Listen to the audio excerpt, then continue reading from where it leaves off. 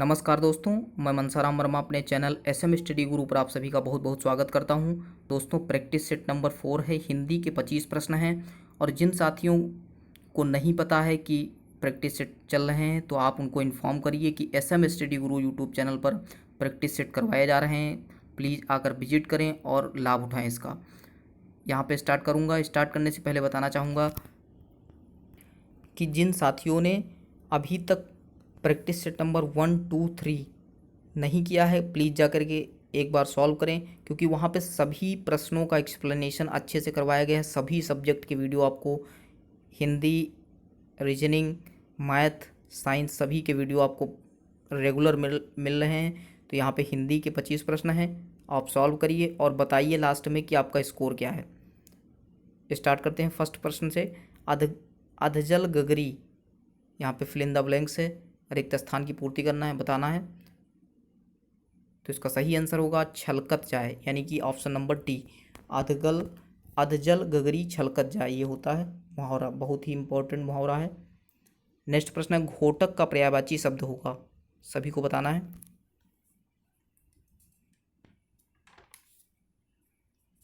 घोटक का पर्यायवाची क्या होगा? तो इसका सही आंसर होगा ऑप्शन नंबर सी, यानी कि घोड़ा। घोड़ा का पर्यायवाची होता है घोटक। घोटक किसका पर्यायवाची है? घोड़े का। अगर हम और बात करें तो हे सैंधव, हे के बाद सैंधव, तुरंग,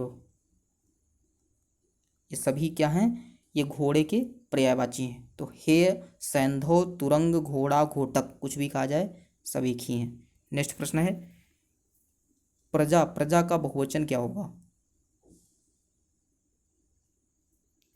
तो इसका सही आंसर होगा ऑप्शन नंबर डी, प्रजाजन। प्रजाजन होगा प्रजा का बहुवचन। नेक्स्ट प्रश्न है, आहत का विलोम शब्द क्या होगा? आहत का विलोम, सभी लोग आंसर करें। इसका सही आंसर होगा नाहक। आहत का विलोम शब्द होगा नाहक, सॉरी अनाहत होगा, अनाहत, यानी कि ऑप्शन नंबर बी, आहत का विलोम होगा अनाहत। क्या होगा? अनाहत। इसका ऑप्शन बी सही होगा। नेक्स्ट प्रश्न है, माखनलाल चतुर्वेदी को साहित्य अकादमी पुरस्कार प्रदान किया गया था, उनके किस रचना के लिए?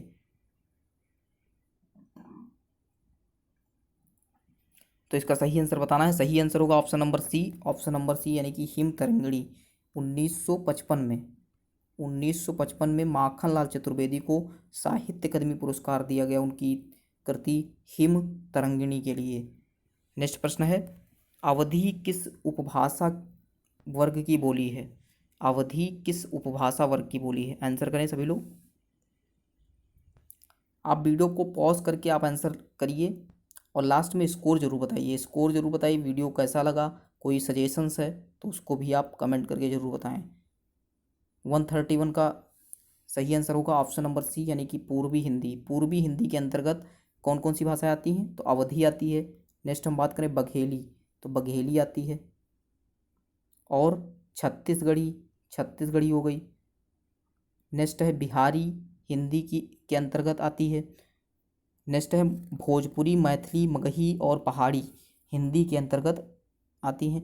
गढ़वाली, कुमायूनी और नेपाली आती है। इस प्रकार यहाँ से आप प्रिपेयर कर लीजिए। नेक्स्ट प्रश्न है, बाढ़ का पानी बढ़ता ही जा रहा है, इस वाक्य में कौन सा पक्ष है? कौन सा पक्ष है, सभी को बताना है। 132 का सही आंसर करें सभी लोग। तो इसका सही आंसर होगा ऑप्शन नंबर सी, प्रगतिबोधक। प्रगतिबोधक, जो बाढ़ का पानी है वो बढ़ता ही जा रहा है, यानी कि प्रगति हो रही, इंक्रीजिंग ऑर्डर में। तो यहाँ पे क्या सही होगा? ऑप्शन से भी क्वेश्चन को कर सकते थे, प्रगतिबोधक। प्रगतिबोधक इसका सही आंसर होगा। नेक्स्ट प्रश्न है, निम्नलिखित में से कौन मूर्धन्य ध्वनि नहीं है? फ्रेंड्स बता देता हूँ कि अगर किसी भी चैप्टर में आपको प्रॉब्लम आ रही है, जीएस, हिंदी, विज्ञान या फिर रीजनिंग, मैथ, तो आप कमेंट करके बताइए, हम उसका वीडियो आपको एग्ज़ाम से पहले पहले प्रोवाइड करवा देंगे। निम्नलिखित में से कौन मूर्धन्य ध्वनि नहीं है? तो सभी लोग आंसर करें। इसका ऑप्शन नंबर सी सही होगा, यानी कि ढा। ढा जो है, ढा से ढक्कन वाला ढा जो है, ये मूर्धन्य ध्वनि नहीं है। बाकी टा, ठा, डा, ये क्या है? मूर्धन्य ध्वनियाँ हैं। अगर मूर्धन्य की बात की जाए तो मूर्धा और जीभ के स्पर्श से बोले जाने वाली जो भी ध्वनियाँ हैं उनको मूर्धन्य ध्वनियाँ कहते हैं। इसके अंतर्गत कौन सा आता है? टा, ठा, डा, ढा।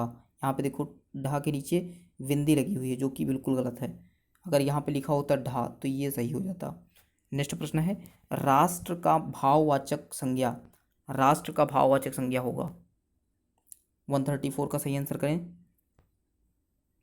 इसका सही आंसर होगा ऑप्शन नंबर बी। राष्ट्र का भाववाचक होगा राष्ट्रीयता। राष्ट्रीयता भाववाचक होगा। अगर भाववाचक संज्ञा की बात की जाए तो 5 प्रकार की होती हैं। एग्जाम में आ सकता है, कई बार आ चुका है कि भाववाचक संज्ञाएं कितने प्रकार की होती हैं, तो 5 प्रकार की होती हैं।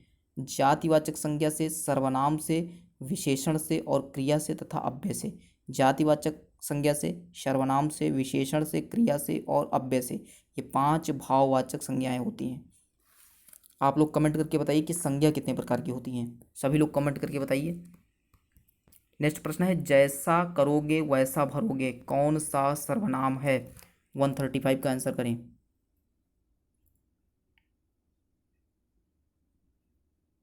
तो यहाँ पे सही आंसर होगा ऑप्शन नंबर डी, संबंधवाचक। संबंधवाचक, जैसा करोगे वैसा भरोगे, यानी कि एक दूसरे से संबंध यहाँ पे दिखाया जा रहा है। नेक्स्ट प्रश्न है मुझे अपने से वरिष्ठ अधिकारी की बात माननी पड़ती है, इस वाक्य में वृत्ति है, तो इसका सही आंसर सभी को करना है। फ्रेंड्स बता देता हूँ कि 25 क्वेश्चंस होते हैं। 25 क्वेश्चंस में जो भी आम बच्चे होते हैं वो लगभग 18 से 20 तक पहुँच जाते हैं। 18 से 20 पहुँच जाते हैं। लेकिन जो कंपटीशन होता है वहाँ पे 23 प्रश्न 22 प्रश्न आपको करने ही पड़ेंगे। अगर मैक्सिमम की बात की जाए तो 24-25 लोग 25-25 क्वेश्चन सही सही पूरे पूरे मार के आते हैं हिंदी में। तो आपको कम से कम 23 से 24 क्वेश्चन कोशिश करनी है। तो ये कैसे संभव होगा? ये आप प्रैक्टिस सेट जितना सॉल्व कर सकते हैं इतने कम दिनों में आप प्रैक्टिस सेट ही सॉल्व करिए। और चैनल पे जितने वीडियो आ रहे हैं आप ज़रूर देखिए। इसका सही आंसर क्या होगा 136 का? तो 136 का सही आंसर होगा option number B. Option number B बाध्यता सूचक। बाध्यता सूचक इसका सही आंसर है। अगर इसकी बात करें तो मुझे अपने से वरिष्ठ अधिकारी की बात माननी पड़ती है, यहाँ पे बाध्यता की गई है तो यहाँ पे क्या होगा? बाध्यता सूचक वृत्ति होगी। नेक्स्ट प्रश्न है जब एक पिता अपने पुत्र को पत्र लिखेगा तब संबोधन में क्या लिखेगा? तो पत्र से क्वेश्चंस लगातार बन रहे हैं, तो यहाँ पे देख लीजिए। इसका सही आंसर होगा ऑप्शन नंबर डी, चिरंजीवी। यानी कि जब पिता अपने पुत्र को लिखेगा तो क्या आशीर्वाद ही देगा, तो चिरंजीवी भव या फिर चिरंजीवी सही आंसर होगा। नेक्स्ट प्रश्न है सकर्मक क्रिया का उदाहरण है। सकर्मक क्रिया का उदाहरण बताना है, तो इसका सही आंसर होगा ऑप्शन नंबर सी, यानी कि पढ़ना। पढ़ना क्या है? सकर्मक क्रिया है। जिस क्रिया के व्यापार का संचालन तो कर्ता करता है परंतु फल दूसरे को पड़ता है। यानी कि जो क्रिया होगी, क्रिया के व्यापार का संचालन कौन करेगा? कर्ता करेगा, कोई दूसरा करेगा, परंतु जो फल होगा वो दूसरे को मिलेगा। तो यहाँ पे होता है सकर्मक क्रिया। पढ़ना है तो आप किसी दूसरे को कहेंगे आप पढ़ो, तो उसको फल उसको मिलेगा, बट आप कह रहे हैं, तो यहाँ पे क्या क्या होता है? सकर्मक। यहाँ पे काम हो रहा है, तो काम हो रहा है यानी कि यहाँ पे सही होगा पढ़ना। पढ़ना क्या है? सकर्मक क्रिया का उदाहरण है। नेक्स्ट प्रश्न है यहाँ पे पैराग्राफ लिखा हुआ, गद्यांश लिखा हुआ, गद्यांश को पढ़ के आंसर देना है। तो मैं जैसा बताता हूँ कि पहले हम लोग प्रश्न पढ़ते हैं, प्रश्न पढ़ने के बाद आंसर करते हैं। पूंजीवाद, अर्थतंत्र और मध्य वर्ग ने साहित्य की किस विधा के विकास में महत्वपूर्ण योगदान दिया? तो यहाँ पे हमको ढूंढना है पूंजीवादी, लोक, अर्थतंत्र ढूंढते हैं। तो यहाँ पे फर्स्ट लाइन में आपको मिल जाएगा यूरोपीय उपन्यास के विकास में पूंजीवादी अर्थतंत्र और मध्य वर्ग का योगदान बहुत महत्वपूर्ण माना जाता है। तो यहाँ पे आंसर करना है, तो ये आपको मिल जाएगा आंसर यहाँ पे फर्स्ट, यानी कि ए, यूरोपीय उपन्यास इसका सही आंसर होगा। नेक्स्ट प्रश्न है हिंदी उपन्यास के संबंध में किस सामान्यीकरण को संगत नहीं माना जाता है? तो इसका सही आंसर आपको ऑप्शन भी पढ़ना होगा। ऑप्शन एक बार पढ़ लीजिए, ये 4 ऑप्शन हुए। तो इसका सही आंसर हो रहा है, जब भी आप पैराग्राफ को एक बार एनालाइज करेंगे तो वहाँ पे आपको मिल जाएगा इसका आंसर बी, तो बी आंसर इसका आपको मिल जाएगा। एक बार दिखा देता हूँ, आंसर होगा बी। हिंदी उपन्यास पूंजीवाद की देन है। देख लेते हैं यहाँ पैराग्राफ में, तो यहाँ पे आपको मिल जाएगा। यहाँ पे आप देख सकते हैं लिखा हुआ है हिंदी की, यहाँ पे लिखा हुआ है संबंध में सामान्यीकरण के को संगत नहीं माना जा सकता है। तो यहाँ से आपको मिल जाएगा आंसर। नेक्स्ट प्रश्न की ओर बढ़ते हैं। सभी प्रश्न इंपॉर्टेंट हैं, आपको जितने भी वीडियो मिल रहे हैं चैनल के द्वारा सभी को देखिए, सब में कुछ ना कुछ सीखने को मिलेगा। और करंट अफेयर की जो 2300 की महासीरीज चल रही है उसको भी जरूर देखिए। तो ये प्रश्न हो चुका है। नेक्स्ट प्रश्न है यहाँ पे 1870 और 90 की अवधि में हिंदी क्षेत्र में किस अर्थतंत्र का वजूद नहीं है।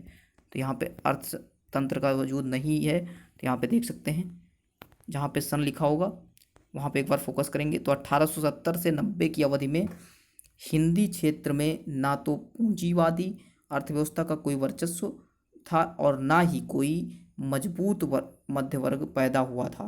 तो यहाँ पे इसका सही आंसर क्या होगा, देखते हैं क्वेश्चन को एक बार। यहाँ पे क्वेश्चन है, तो क्वेश्चन का आंसर होगा सी आंसर सही होगा यहाँ की पूंजीवादी अर्थतंत्र तो वजूद नहीं है। तो पूंजीवादी अर्थतंत्र का वजूद नहीं, यहाँ पे पैराग्राफ में मिल गया आपको। नेक्स्ट प्रश्न है 1870 से 90 की अवधि में भारत किसके चंगुल में तड़फड़ा रहा था। तो यहाँ पे देख सकते हैं आपको मिल जाएगा यहाँ पे कि चंगुल में तड़फड़ा रहा था। तो इस समय भारत ब्रिटिश उपनिवेशवाद इसका सही आंसर होगा। यहाँ पे देख सकते हैं ऑप्शन नंबर ए बिल्कुल सही आंसर होगा, ए बिल्कुल सही आंसर है। नेक्स्ट प्रश्न है 143 हिंदी उपन्यास किसकी राष्ट्रीय आकांक्षाओं की अभिव्यक्ति थी। तो इसका सही आंसर करना है, आप पैराग्राफ पढ़ेंगे तो आपको मिल जाएगा। हिंदी भाषी जनता, यहाँ पे देख लें 143, तो यहाँ पे लिखा हुआ हिंदी भाषी जनता, लास्ट लाइन में आपको मिल जाएगा। तो इस प्रकार पैराग्राफ हो गया। अब नेक्स्ट क्वेश्चन की ओर बढ़ते हैं, बेहद इंपॉर्टेंट क्वेश्चन है। निम्न में से समुदायवाचक विशेषण कौन सा है। समुदायवाचक, चार, चौगुना, चौथा या फिर चारों। सभी लोग आंसर करें। इसका सही आंसर होगा चारों। चारों का मतलब होता है समुदायवाचक, समुदाय की बात हो रही है, कई लोगों की बात हो रही है, तो यहाँ पे चारों में समुदायवाचक विशेषण है। नेक्स्ट अगर हम बात करें यहाँ पे चार क्या होगा, गणनावाचक होगा। चौगुना क्या होगा, आवृत्तिवाचक होगा, आवृत्तिवाचक विशेषण के अंतर्गत आएगा। और यहाँ पे चारों क्या होगा, समुदायवाचक विशेषण के अंतर्गत आएगा। नेक्स्ट प्रश्न है निम्नलिखित में से कौन सा शब्द वर्तनी की दृष्टि से शुद्ध है। सभी को बताना है। तो यहाँ पे वाल्मीकि जो है इसका सही आंसर होगा, ये बिल्कुल सही लिखा हुआ है। बाकी मंत्रिपरिषद कैसे लिखा जाता है, तो मंत्रिपरिषद ऐसे लिखा जाता है, यहाँ पे त्रा पे छोटी ई की मात्रा होती है, मंत्रिपरिषद। नेक्स्ट अगर हम बात करें तो आप यहाँ पे पुष्पांजलि ऐसे लिखा जाता है, पुष्पांजलि।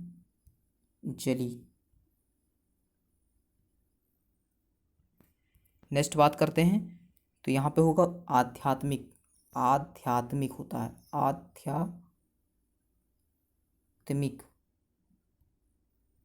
समझ आ गया होगा। नेक्स्ट प्रश्न है अत्यावश्यक का संधि विच्छेद कीजिए। अत्यावश्यक, अति आवश्यक, तो इसका सही आंसर क्या होगा, ऑप्शन नंबर बी, अति प्लस आवश्यक इक्वल्स टू अत्यावश्यक, सही होगा। नेक्स्ट प्रश्न है वह घर से बाहर गया, इसका कौन सा कारक होगा।